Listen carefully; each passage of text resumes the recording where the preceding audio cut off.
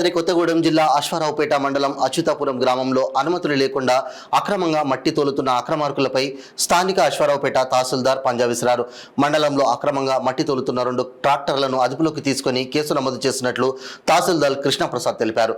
ఇకపై చట్టవిరుద్ధమైన పనులు చేస్తే కఠిన చర్యలు తీసుకుంటామని ఆయన హెచ్చరించారు.